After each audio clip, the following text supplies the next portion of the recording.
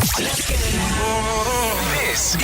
is the Fitzy and Whipper with Kate Ritchie podcast. Welcome to the podcast, guys. Want to kick it off with a bit of a serious note today because I want to talk about art, Kate. I want to talk about a lady by the name of Marina Abramovic. She did a thing where she sat down. I'm going to tell you more, but she sat down and looked into the eyes of many, many people, and the power of eye contact is huge. If you could see an old flame for one more time and look into their eyes, would you do it? Are you asking me or the people? I'm asking whether we should do it. Oh, you and I? Yeah, just remember that one night we were in Adelaide, I think, for a festival. What are you even talking about? You've forgotten about it already. This is how, well, you know what? You tend to block out things that are traumatic. But despite that comment, Kate, it didn't happen. No. And please don't start rumours like that. I'm so sorry. I'm happy to talk art with you. Okay, I think it's hilarious that you're... Do you have any old flames that you'd like to have eye contact with? Absolutely not. No, what's his name? You said there were 3 or 4 before we went to air. I can't wait till you talk about art. The Fitzy and Whipper with Kate Ritchie podcast. You want to talk about cash? Cash, none here. Except for this couple. Chopper. Neville Bartos has walked into the room. Do I Do you look know like what? Brandon Medicare Reid? Can I give you a story about how popular that movie is? The first time the Arctic Monkeys come to Australia, they loved Chopper the movie so much that Matt Helder's the drummer with gaffer tape put on his drum kit, Neville Bloody Bartos. Did he really? How good is that? Cash, none. No cash here. Tell him, Nick. Cash, no. And then he just shoots him in the leg. I bet you can't get from here to the door without getting me some cash. Let's move on to this guy. Talking about cash, one couple have spent $895,000 buying the tennis court next to their house that came up for sale just so their golden retriever had somewhere to play. Oh, this is a joke. I mean, if you look at New York, no one owns a house in New York. They're all condos, Tom. They're all apartments. Yeah. And they all have dogs. Where do the dogs wee and poo? That's what I want to know. Do they have little fake grass on balconies and stuff, or how do they do it? There must be like kitty litter stations, like for cats, you would assume, but the dogs are always out on the streets in Central Park. These people have said, hey, dog, poo on the baseline, poo on the net, poo anywhere you want. You've got the whole tennis court to yourself. How good is that? When you walk the streets of New York as well, you there's an aroma on the streets. Oh, that is horrific. Oh, well, you can see the steam coming up from underneath. Yeah, you can. That's the roads. That's the subway, though, isn't it? Isn't that what do they call it? The tube or the subway over there? I always thought it was Donatello or Michelangelo down there going, hey, Fitzy. Hey, Splinter. What are you doing? Do you know what, mate? I went to New York one Christmas, right? They said, we're going to go to New York for Christmas. This will be awesome. It was freezing, like blizzard. Like, Tommy, you were there. We couldn't actually move. At one stage, we were helping push cars down the streets of New York because they were caught out in the amount of snow that was falling. Don't get me wrong, great time. Worst accommodation in New York possible in Chinatown. We got a great deal on a room, didn't do our research. They were renovating the front area. So the hallway you'd walk down was covered in bags of cement and broken tile while they dug it up. So you just heard jackhammers during the day, but at night time, there were rats everywhere. So you would walk in, no light, and you would feel a rat go across your foot. You were flicking... Peter Slipper. You were flicking rats off your feet as you made your way up the stairs to your room. That's what it was like. I'll never forget that. That was a terrible apartment. And do you know what was more disgusting? I don't know if this was a joke. Without a word of a lie, in the bedroom that I was staying in, someone had left an adult toy under the pillow. Oh, as if someone had left it, mate. Well, someone had left this adult toy, which I assume had been used. I mean, it wasn't in the box. It is. A New York could chew you up and spit you out very easily. Or it was one hell of a rat. It's the greatest place on earth, I reckon. For sport, for what's going on, restaurants, for culture, it's amazing. But I couldn't do a winter there. No way. Oh, my God. Do you know what's even worse, Fitz? Is a winter on a blow-up mattress, especially when you've flown over a girl. Especially when you've flown over a girl, Tom, that you don't know that well. Can you stop making up stories and she this morning? stays at your place on a blow-up mattress. Good on you, mate. Hey, why don't you come and stay with me in New York? Wow, sounds romantic. Where are we, the Four Seasons? No, on the floor of some dirty apartment on a blow-up mattress. But no, Tom but you know what? his I bum. see that as love, Tom. You know what? Yeah. You're going to extra lengths there, and I think that's amazing. It was a good boys' trip, Tommy. Mate, Until you tell you surprised what, us this with guy- a little bit of a guest that This kept guy- turning up at dinner. this guy over here. What happened to her? What happened Did to you Win It leave? Wednesday, mate? Did you You've leave lost her your in New marbles York? today.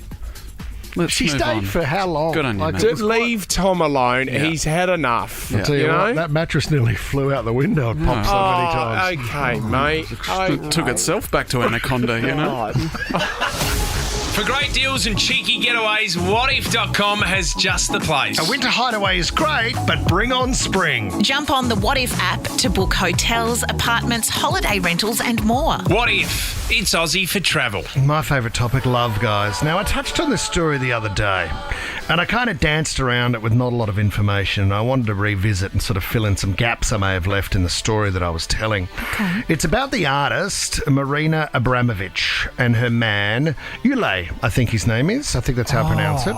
The oil of Ulay. Yes, that's right. He made that just after he did Dr. Lewin's Private Formula and a couple of the other ones. It's got beautiful, supple skin. Beautiful skin. Without a doubt. So they were sort of an active couple in the art scene, and they were dating for a solid 12 years. Fitz, I was telling this story about when they broke up. For the last time, as part of an art piece, they decided to walk the Wall of China, the Great Wall of China, and meet in the middle to say goodbye one last time. It's very dramatic. Yeah, it Bit is. dramatic. And you were saying, Too well, how much. long does that take? How big's the Great Wall of China? Well, it shouldn't matter how long it takes if it's an important moment in life like that. Well, I think Kate Ritchie. a text message is sufficient enough for me. That's not art, mate. I'm so sorry. I'll Such a stop romantic. you. I'll stop that big heart of yours right there, Ryan James, because that is not art. It was called The Lovers. Have a listen. The Lovers, in which Marina and Ulay walked the Great Wall of China, was an epic. The 3 months process of walking towards each other, very simple, really pared down, and extraordinary in its clarity. This was the last of their relation works. And of course, the way the Great Wall walk ended was with their splitting up. It was quite beautiful because she carried a flag, a big blue flag, and he carried a big red flag as they trekked 3 months. 3 months till they met in the You've got middle. to be somewhere. Wouldn't you want to do more once you actually met them in the middle? If you've made the decision, I mean, what was the 3 month walk contemplation and the build? Yeah, it's a consideration of how far they'd each come as individuals and then meeting one last final time in the middle. Wow, you've bought into this. Oh, haven't yeah, you? I have. And it And was they- beautiful. they- You did show me a bit of it. The unfortunate thing, they had to walk all the way back to get their cars. One of them No Ubers on the Great Wall. should have parked closer to the centre point. Unfortunately, done? and you wouldn't believe the parking fine he had. Bloody through the roof. The thing had been towed. Anyway, he got his car back in the end. Let's move on to the next part because this is the more interesting part, and we were watching this footage the other day. If you can bring it up on the screen. She did a thing called The Artist in Present. So the idea was that Marina sat in a museum and then she invited everybody to come and sit in front of her. You got a minute to look at her, and they gazed into each other's eyes. Whoever you were, no matter where, no matter what, where you were from, you could do this. What was interesting, I think this is beautifully described because it said it was utterly public but intensely private. And they're talking about the intensity of looking into somebody's eyes. As if no one else is there. I think a show on the ABC did a similar thing not long ago where you sit down with an ex and look into their eyes to see what happens. And the story goes that these guys hadn't seen each other for around 10 years. He sits down. What's beautiful about the moment is that when there's a new person sitting in the chair, she will shut her eyes and then lift her head and open her eyes. So like a reset. So she sees him sitting in the chair and bursts into tears. Slowly, though. Not in a dramatic way. Not in a very dramatic way. full, like, emotional, heartfelt. Yeah, realising the moment. Yeah. Of what they farewelled, what they went through. Flood of emotion. Oh, God, he's and now he's a bit serious, isn't he? Well, this is the thing. You sat there and kept eye contact with Marina for that 1 minute. Yeah. What was interesting afterwards, she reaches across the table, breaks all the rules, and they hold hands. But the saddest part is, he then gets up. His minute is done, and he walks away and leaves the museum. She's left there for the next person to look into their eyes. And is that it? That is it. Was this set up? I mean, I do No, have it to wasn't ask set up, that. Kate Ritchie. He then died. Has to be set up. He died. Has to be set up. Ulay died. No, he didn't. Yeah, he did. When? What got hit by a bus on the way out or something? No, not on the same day. He was walking back to get his car. I think he was pretty heavy on the gas. He fell off the wall going back to get his car. No, he was pretty heavy on the gaspers, and I think he got lung cancer and died. Wow. Look at her. She starts. It is so emotional. And so, it proves that you don't need words to communicate. So true. I mean, you do for the sake of radio, but I'm kind of running out of words at the moment because I've sort of told the story. But can I just say it's a big story, FU? See me supporting it's a big FU to her, though, isn't it? Because it's basically he's gone to the effort to rock up. She's crying her eyes out, going, "Oh my gosh, you're back!" And then he leaves and just goes, "This is what you could have had. You didn't have to scale the old Great Wall of China. You stuffed this. You just didn't have to hook up with Brian, you idiot." Apparently he had a bit of a thing for the ladies. Oh, did he? You're making no, this I'm stuff not, up Kate. now. That's why they actually separated. Really? Yeah. Oh, no. But then she started getting it on with one of his mates. I'm not making that up. You are making it up. I'm not making that up. Look at her head in her hands as he walks away. He leaves the room. She's regrouping because she's going to have another person to stare into Wiping in a minute. tears. Hope it's not another guy that she's. Anyway, here's what I want to do. Here's what I want to do. You finally got to it. Why do you want to see your old flame one more time? Like, what is it? What is? Is it the power of their eye contact? Something burning inside of you. Yeah. Is there power just in looking into each other's eyes to recognise what you went through? Is there unanswered questions? Are you allowed to talk to them? You're allowed we're to not talk doing to them. this kind of art. You're allowed to talk to them. Version of I think it. most people leave a relationship with not getting a chance to share their side of the story, maybe, or wondering why someone else reacted in that or way. What decisions they made. I also do think, though, that if you have spent a period of time apart and you have processed a lot of why you aren't together anymore, things are allowed to remain unanswered. You don't need all the answers. And I think sometimes one of our downfalls is looking to the person who you're not with anymore for the answers, because guess what, guys? The answer is within you. Oh, that is deep. That's really deep and sort of ruins the boner. No one. The reason why you broke up with someone is probably because they couldn't answer certain things for you. And then if you, seriously, move forward. Don't you want to say, though, hey, did you see your life with me? Did you see us as a 60-year-old couple? Was your headspace there? That's you, Whipper. You've always been like that. And that's why you had such close relationships with your first partners. And you talk about this, you could never let them go. I couldn't think of anything worse. No, you're looking for closure or something. No, I'm not. Moving from lover to friendship is what Fitzy's talking about. Oh, okay. Because I'm mates with exes. Yeah, okay. Some of them. Yes. Yeah, but you found it hard. No. You were in love with some of them. Oh, well, the heavier ones I'm not close with. Absolutely not. Because it was too much. And problematic. Too much to then maintain a normal friendship. Yeah. That happens in relationships. Can we talk to Emma in Clovelly?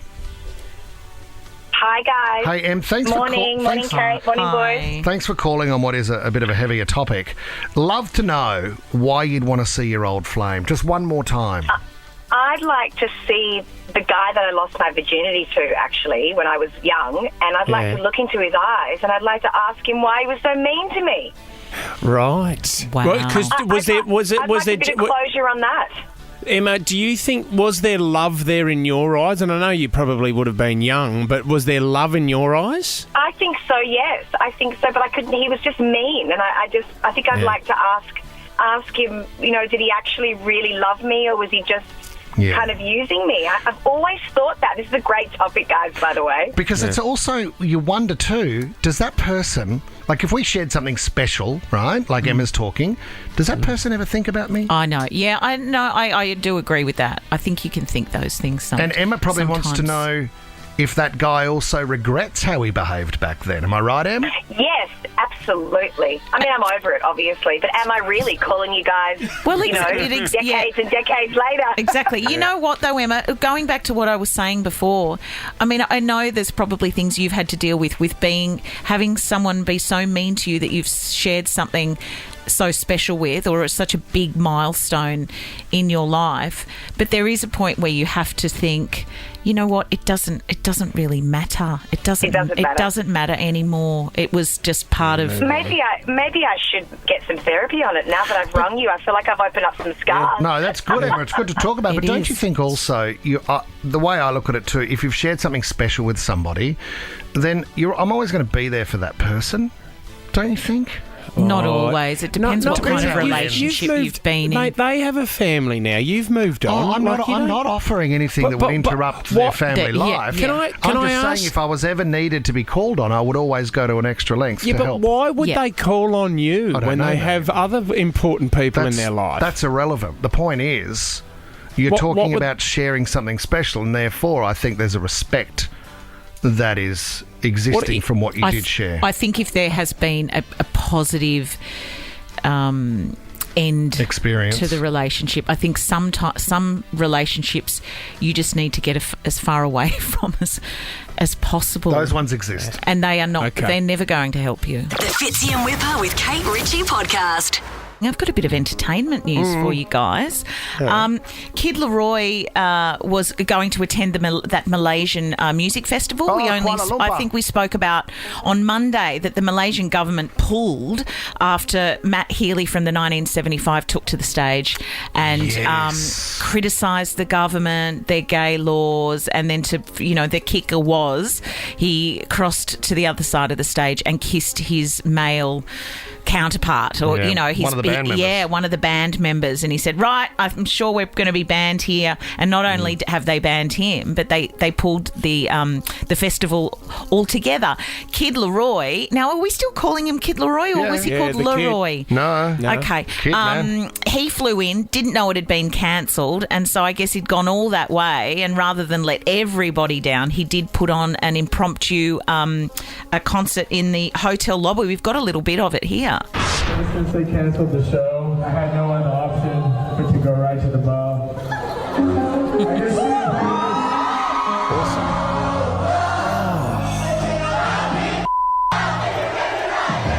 That's pretty awesome, isn't it? So just near the concierge desk there, was it, in the lobby? Well, yeah, I guess so. He was planning his jet skiing and having a drink and entertaining the crowd. Wants to go parasailing.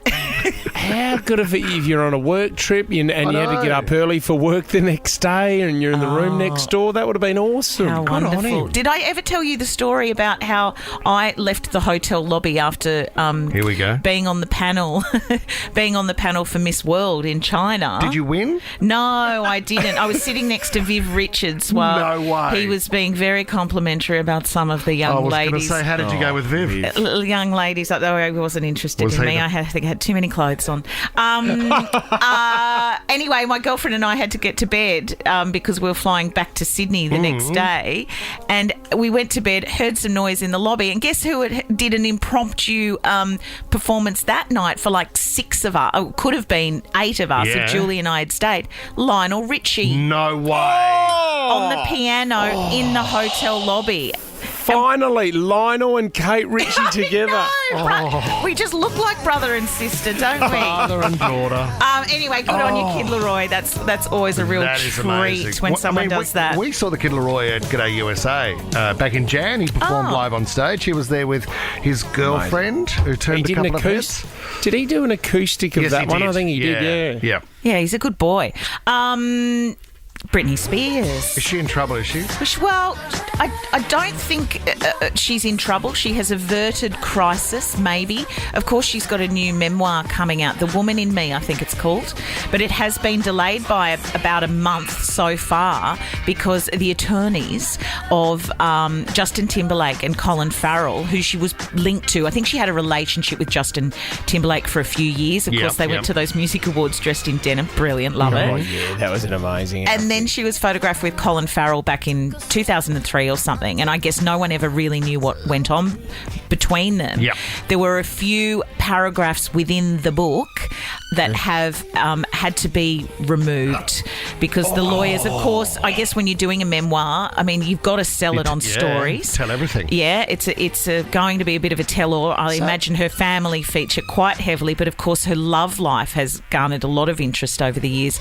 But the lawyers have kind of come out and said, really, for it to go to print and to not face litigation, you're going to have to get the old Sharpie out and get Does rid of everyone have to do that when they do write a memoir? Do they have to get everyone's permission? Because I would think bedroom antics or something like that, or habits, you would be able to put in there, Kate. Well, or can you sue for that? Well, I think it all comes down to defamation. So I guess your story is your story, and you just have to decide whether you're walking a very fine line between. Because your reality might be different to someone else's reality. Well, everybody's truth is different. Do you know what? Not? Is there the chapter where they talk about that MTV Awards in the denim, where they go back to the hotel room? I think this is what it was.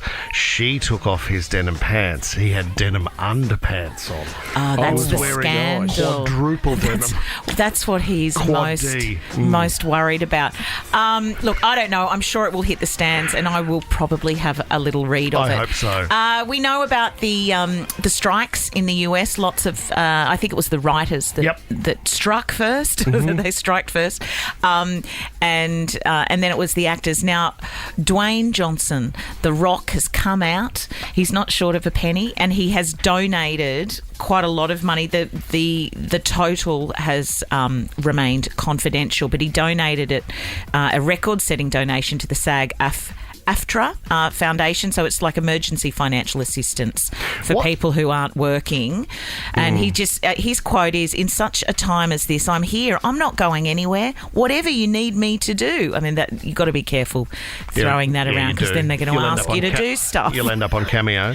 And what he's trying to do is encourage other people to donate as well. Right, but where does that money go? Is this like a legal defence, or does it go to all the writers, Kate? Does it go to them? Yeah, I think it's an income support program. Right, okay. So, gotcha. I mean, who knows? I don't know how they divide it up or how you can apply for it, but it is to support people who would be just flat out of work. It said that it was a 7-figure sum, so I quite like that, because if you're The Rock, you can go, well, somewhere between $1 million and $1 million and one. The Fitzy and Whipper with Kate Ritchie podcast. Do you guys consider yourselves good salespeople? Oh, God, if I'm passionate about it, I reckon I can get something over the line. Yeah, see, I don't. I did have a job as a salesman for a printing company. So my role was to go around to businesses, Kate, and I'll go, is there anything you want to advertise at the moment? Have you got a sale coming up? I can get some flyers printed for you. And I was really bad at it. Where I struggled? I struggled up with the follow-up call because I felt embarrassed. I've already spoken to these people.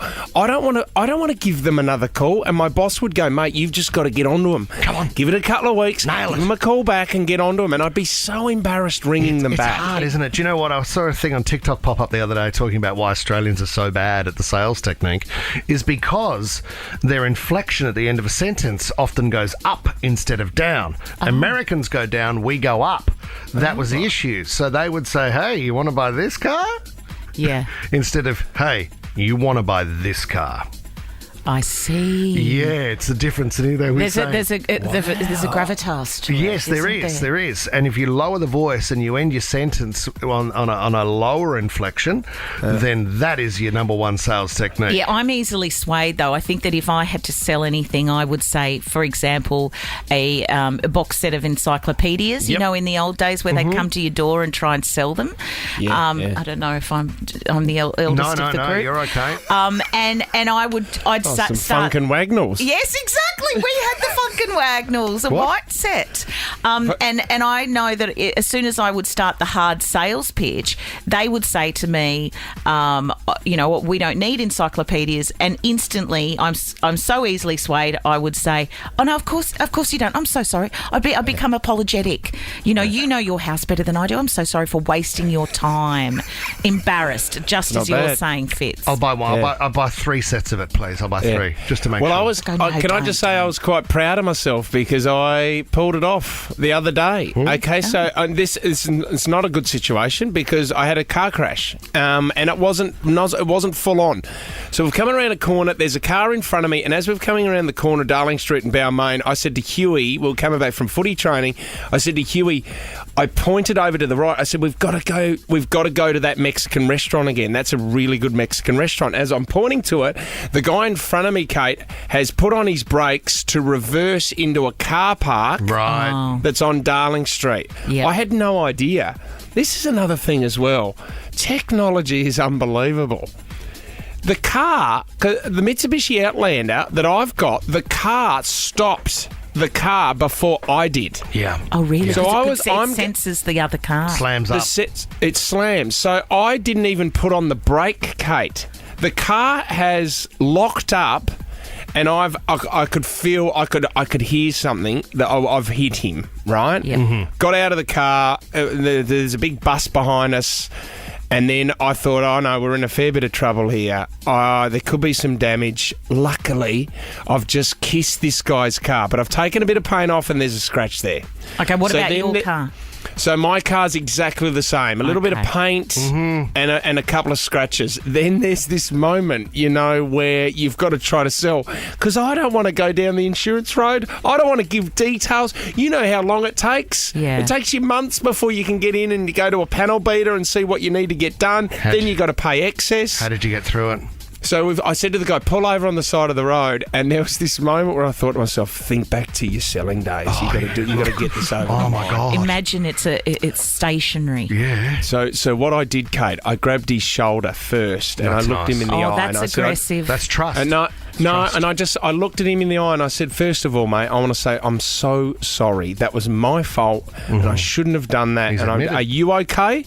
Is your neck all right? No whiplash or anything like that? Are you okay? Oh, good on you. And he was like, yeah, no, I'm fine. I said, well, let's go and inspect the damage together. Yeah.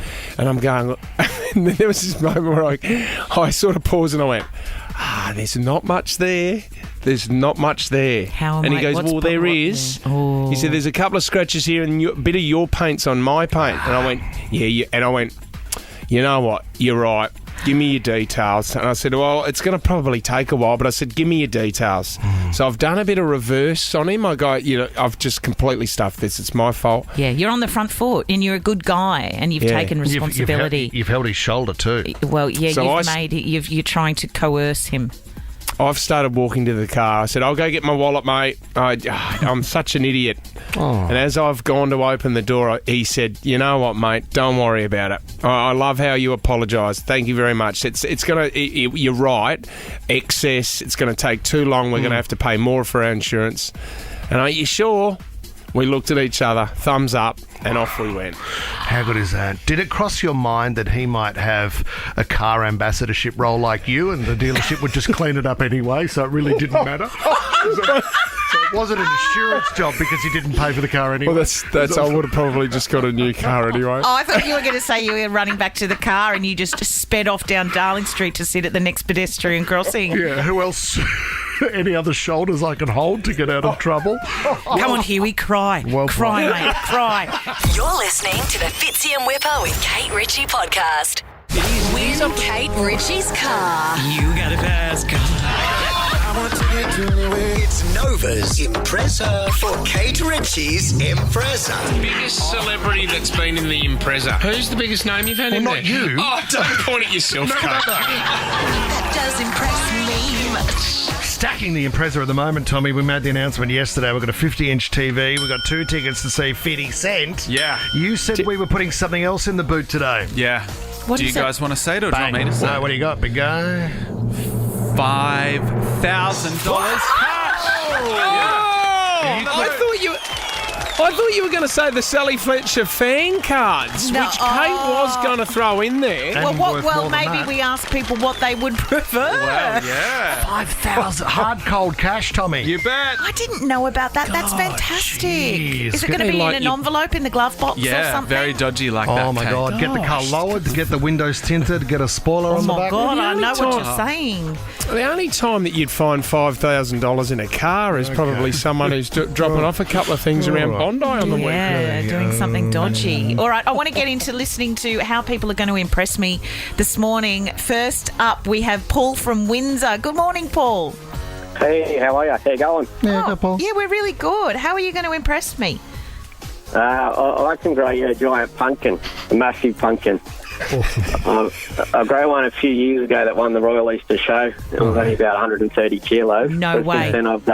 Since then I've grown whoppers, massive ones. Whoppers. Even bigger than that. Yep. Last year I grew a massive one, but unfortunately it flooded and it floated off down the river. Oh, no. And you're out at Windsor, are you? Yeah, yep. How heavy are they, Paul? How heavy do they get? You can get them, I think the record in Australia is up to 700 and something kilos. So. What kind of pumpkin? Gosh. Giant Atlantic brand's the one you grow. Yeah, Giant Atlantic's the seed you use. Put that in your Can you eat them, Paul? Yeah, they're not that tasty, but I think they send them off to the elephant feed at the zoo. So they're good for making pumpkin soup out of. Okay, there you go. Soup day. Paul, what's interesting too, I think you just trim all the other pumpkins that start to grow, but they require a hell of a lot of water. Is that right, Yep, Paul? they do. Yeah, but not a flood, Whipper. Not a flood. It'll float off down the river. All right, who have we got next? Michael from 5 Doc. Hey, Kate, really need a car. Bad story. I was driving down to Melbourne and hit a wombat. Got stuck in Goulburn for a day. Oh, there's nothing wrong with Goulburn. I was born at Goulburn Base Hospital. It's quite nice down there. It gets cold. Sure did, because this happened at midnight, so got to spend the night, whole day. Couldn't get accommodation because of holidays. What damage does a wombat do to the car, Michael? Rode it off. Oh, yeah, it'd be like hitting a bollard, wouldn't it, Mick? Correct, at 110 k's, yeah. It wasn't too enjoyable. Okay, well, it doesn't really impress me that you hit a wombat, but I do like that you're honest and you're just telling me you need a car. Brooke in Blacktown. Well, I don't have any special talents, but this will be my first car. Imagine if I was able to say Kate Ritchie's car is my first car. That's good bragging rights. And with the cost of living and 2 kids, it would be amazing to be able to have my first car. Brooke, you've got 2 kids and you're 21. You've been busy. Oh, yeah, very busy. Very busy. Well, I do know that you can get the car seats in the back of the Impreza. You'd be able to get 2 in the back there. So stay on the line, Brooke. And we're going to Minnie in Blaxland. Hey, Kate, how are you? I'm very well, Minnie. Are you going to impress me this morning? Sorry, what was that? Are you going to impress me this morning? I certainly am. We all know how much we love food, and I'm thinking that I could out-eat him in a cheeseburger competition. Out-eat? In a what? Yes. Like You've got to a be very cheeseburger careful with your competition. words. You've got to make sure you've got your words in the right order there. Any food, any particular food, Minnie? Well, I'm thinking cheeseburgers because I love a cheeseburger. But if Whipper wants to pick the food, then we can do that as well. You could out-eat me in cheeseburgers. Yes, I could. Minnie. Well, God. well, Kate, you want to see that? Definitely. I want In you nothing come. more than watching Minnie out-eat you. Out-eat. Out-eat you. Oh, my goodness. Well, you know what, Minnie? Now, come on. Can we please put Minnie in the drawer okay? because she's Yeah, made me laugh. But I'm also loving people being honest this morning that they just need cars. And I know I'm going a bit crazy, but can we put Brooke, Michael, and Paul in the drawer? Oh my God, there's a giant pumpkin. Well done. Everyone's in. Nice. Love You're that. all in the running for the Impreza. $5,000 cash. There's a 50-inch television in there as well. There's the Sally Fletcher fan cards. Well, I don't this know. We're undecided. Do you know what Mum messaged me when she heard me on the air earlier saying I have a full set of Sally Fletcher fan cards from the black and white versions in 1989 right through to when I left in 2007. And Mum, my phone lights up and Mum says, "You won't be giving them away if they're your only set." If they're your only set. If they're your only set. I said, "Mum, I have hundreds of them." Hear me now, darling. Is she a hoarder, your mum? No, she just likes to keep some things. That's called hoarding. And it's not, no. Fitzy and Whipper with Kate Ritchie's. Hey, that's a secret. Podcast password. If you want to get your hands on stacks of great prizes, just head over to our Instagram stories at Fitzy Whipper Kate and enter this password. Today's password is...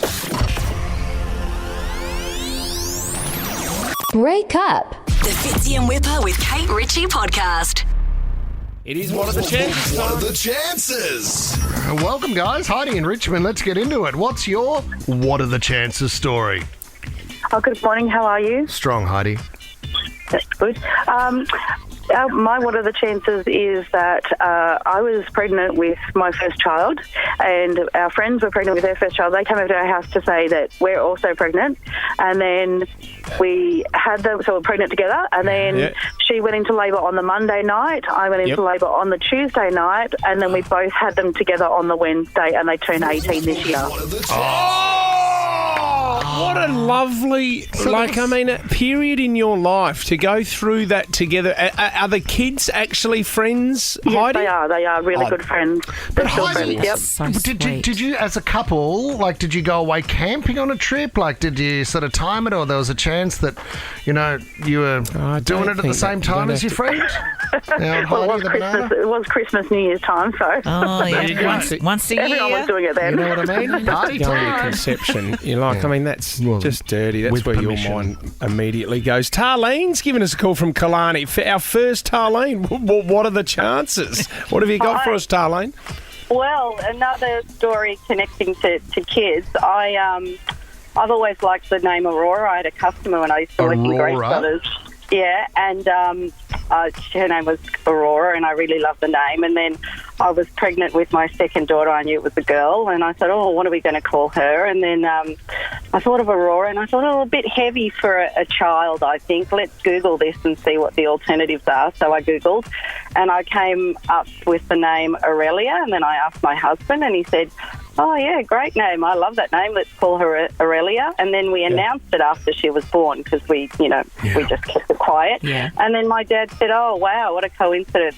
I came out on a ship in the 1960s called Aurelia. We got decommissioned soon after.